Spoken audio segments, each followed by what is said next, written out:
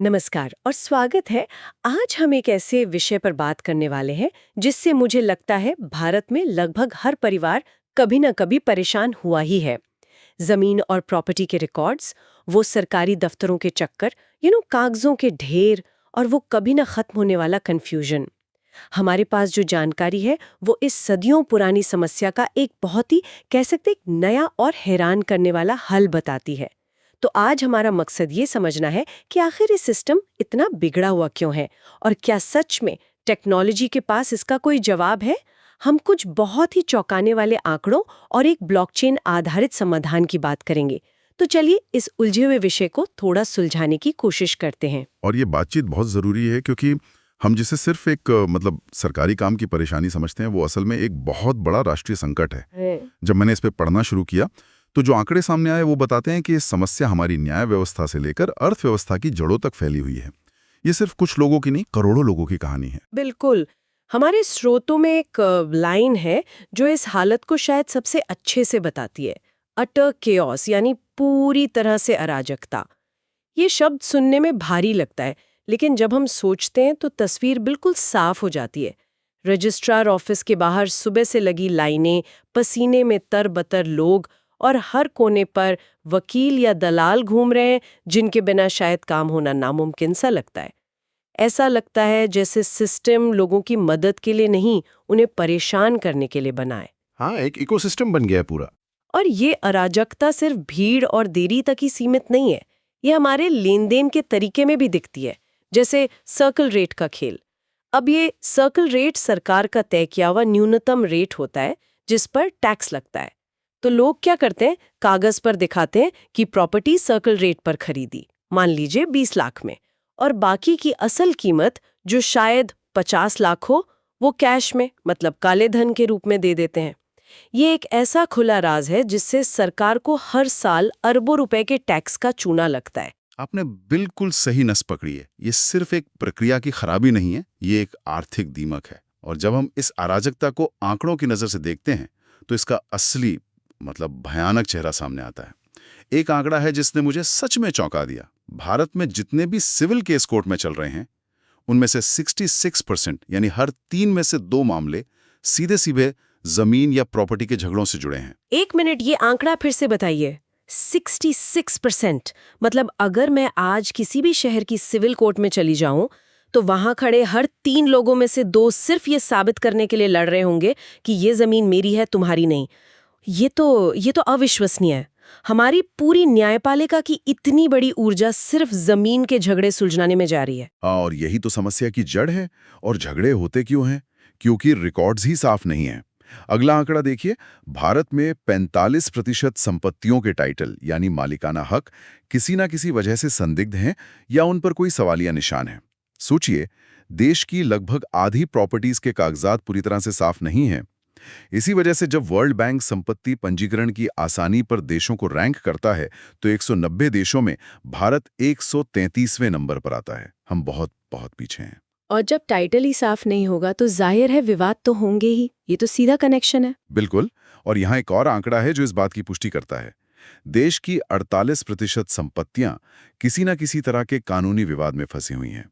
और इन विवादों को सुलझाने में हमारी अदालतों को औसतन 7 साल का वक्त लगता है। 7 साल? हाँ, किसी इंसान की जिंदगी के 7 साल सिर्फ एक घर या जमीन के टुकड़े का हक साबित करने में निकल जाते हैं।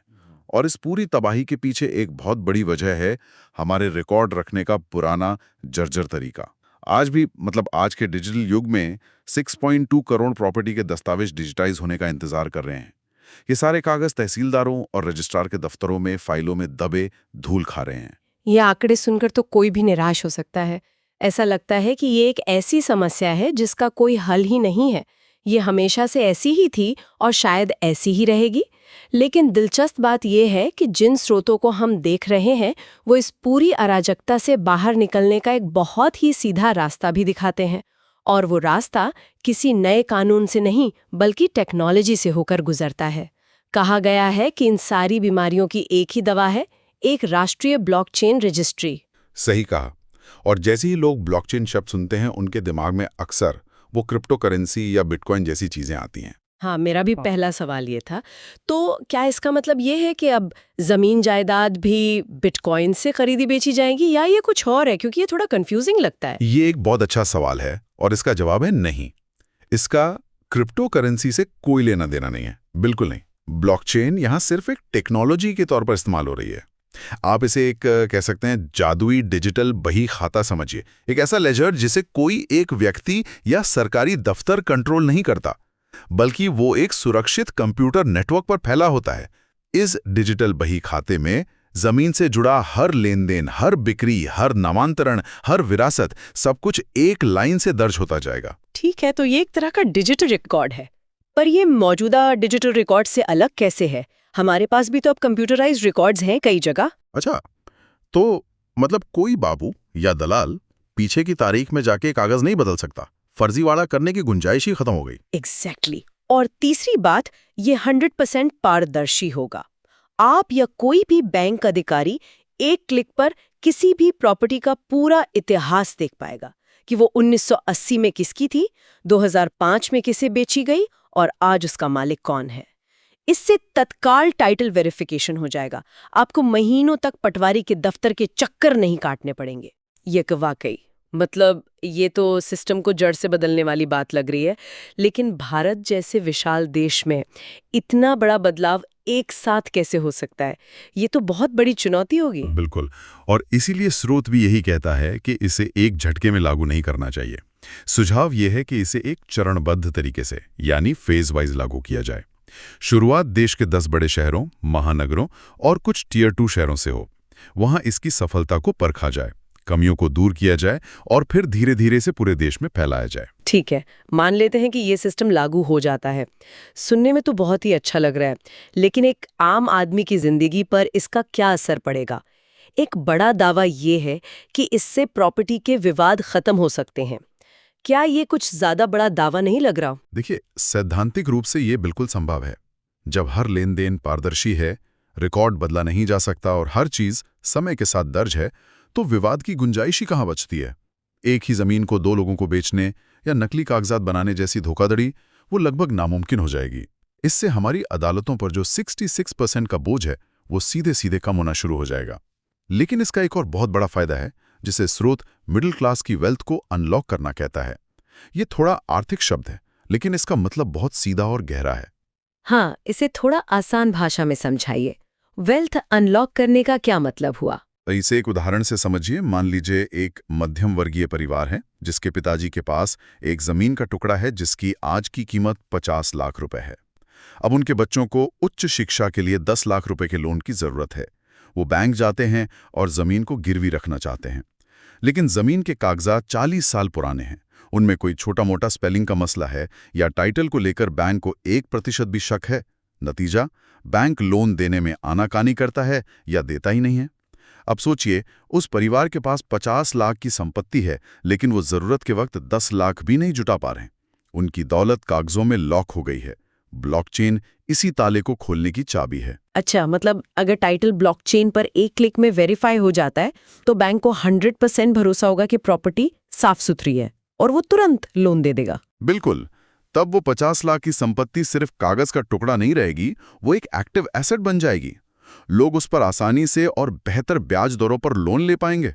वो पैसा बच्चों की पढ़ाई, नया बिजनेस शुरू करने या किसी मेडिकल इमरजेंसी में काम आएगा। जो दौलत अब तक फंसी हुई थी वो देश की अर्थव्यवस्था में घूमेगी। और पारदर्शिता का एक और सीधा फायदा है, वो है प्रॉपर्टी टैक्स का। सही पकड़ा। जब हर लेन देन डिजिटल और पारदर्शी होगा, प्रॉपर्टी की असली कीमत छुपाई नहीं जा सकेगी, तो टैक्स चोरी करना बहुत मुश्किल हो जाएगा। इससे नगर पालिकाओं और राज्य सरकारों का राजस्व कई गुना बढ़ सकता है, जिसका इस्तेमाल सड़कें, स्कूल और अस्पताल बनाने में हो सकता है। ये सब सुनने में तो एक सपने जैसा लगता है। विवाद खत्म, लोगों को आसानी से लोन मिलेगा, सरकार का खजाना भरेगा। लेकिन यहाँ मेरे मन में एक शक उठता है, अगर ये सब इतना ही अच्छा और आसान है तो अब तक दुनिया में कहीं हुआ क्यों नहीं? या ये सिर्फ कागज पे एक अच्छा लगने वाला आइडिया है? क्या कोई देश है जिसने ऐसा कुछ करके दिखाया हो? ये बहुत जरूरी सवाल है, और अच्छी बात यह है कि ये सिर्फ एक थियरी नहीं है। स्रोत में कुछ देशों के बहुत ठोस उदाहरण दिए गए हैं जो दिखाते हैं कि ये मुमकिन है। जैसे कि स्वीडन, वहां इसी तरह की प्रणाली लागू है और नतीजा यह है कि प्रॉपर्टी खरीदने से लेकर रजिस्टर करने तक का पूरा काम सिर्फ 1 दिन में हो जाता है। और वहां प्रॉपर्टी को लेकर विवाद की दर महज 2% है। 1 दिन? बस 1 दिन? यहाँ तो 1 दिन में सरकारी दफ्तर के बाहर की लाइन में ही नंबर नहीं आता। और सुनिए, एक छोटा सा देश है जॉर्जिया। सोवियत संघ से अलग होने के बाद वहां भी जमीन के रिकॉर्ड्स में भारी भ्रष्टाचार था। उन्होंने ब्लॉकचेन जैसी तकनीक अपनाई। आज वहां ये प्रक्रिया 3 दिन में पूरी हो जाती है और विवाद की दर सिर्फ 1% है। लेकिन सबसे हैरान करने वाला उदाहरण यूएई का है। वहां आप सिर्फ 10 मिनट में अपनी प्रॉपर्टी खरीद या बेच सकते हैं। 10 मिनट? मजाक कर रहे हैं क्या? जितनी देर में हम मैगी बनाते हैं उतनी देर में वहां प्रॉपर्टी बिक जाती है। ये कैसे मुमकिन है? ये टेक्नोलॉजी की वजह से ही मुमकिन है, क्योंकि वहां टाइटल वेरिफिकेशन में सेकंड्स लगते हैं। इंसानी दखलंदाजी न्यूनतम है और वहां विवाद की दर 1% से भी कम है। अब इन नंबरों को भारत के सामने रखिए। स्वीडन में 1 दिन, यूएई में 10 मिनट और भारत में 2 से 6 महीने। वहां विवाद दर 1-2% और हमारे यहां 48%। मतलब हमारी लगभग आधी प्रॉपर्टीज पर झगड़ा है। ये जमीन आसमान का फर्क ही इस समाधान की असली ताकत को दिखाता है। तो इस पूरी बातचीत का सार क्या निकलता है? जो जानकारी हमारे सामने है वो ये बता रही है कि प्रॉपर्टी रिकॉर्ड से जुड़ी हमारी जो अनगिनत समस्याएं हैं, धोखाधड़ी, सालों की देरी, अंतहीन कोर्ट केस, टैक्स चोरी, इन सब अलग अलग दिखने वाली समस्याओं का शायद एक ही तकनीकी इलाज है, ब्लॉकचेन। ये एक ऐसे सिस्टम का वादा है जो पूरी तरह पारदर्शी, बेहद तेज और छेड़छाड़ से परे सुरक्षित हो। बिल्कुल, ये सिर्फ एक प्रक्रिया को सुधारने की बात नहीं है। ये समाज के एक बहुत बड़े डर और एक बहुत बड़ी चिंता को खत्म करने की क्षमता रखता है।